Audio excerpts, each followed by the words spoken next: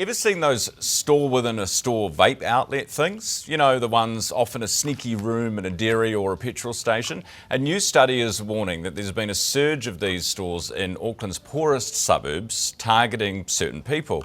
Ben Yoden is Action for Smoke-Free Director and joins me now. Hey Ben. Good morning. Good to see you on the show.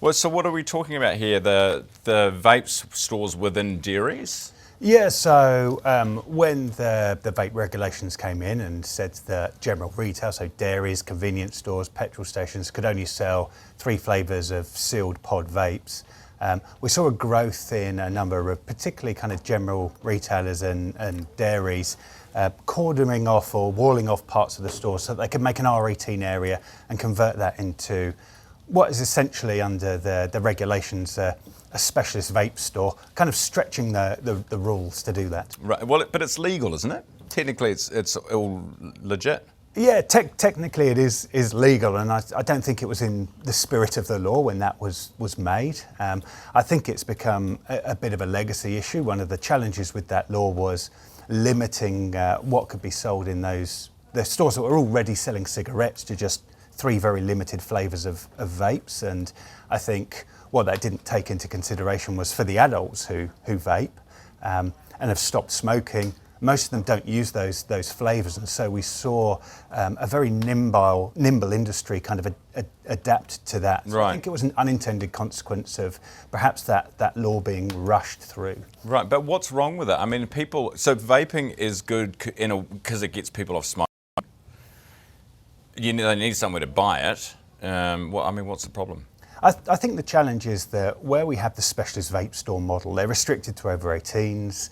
They can't display the products so they can be seen outside the stores. There's a relatively decent level of control over them, and they're normally staffed by people who know the products and have a level of expertise and work to a certain standard.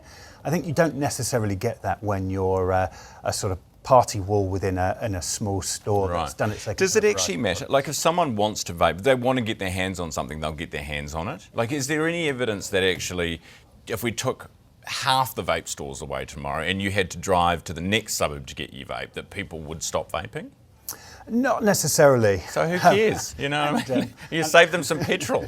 They're going to do it anyway. And I think for adults who've stopped smoking and vape, they will get them and they're helping them from going back to smoking. Yeah. We still have no regulations on where cigarettes are sold, so there's still a huge imbalance there. It's possible that it would contribute to what we're seeing already now, which is a decline in the number of young people and children who are vaping. But those young people, we know from our Ash Year 10 survey, the biggest survey of students who vape and smoke, is they're getting them from other young people, from adults who are on-selling them. So we have a retail issue, market. But there's a bigger issue around social supply and the environment that those young people are being exposed to vaping in as well. All right, Ben, nice to see you this morning. Thanks for coming in. That is from Ben Yoden, who's the Action for Smoke-Free Director.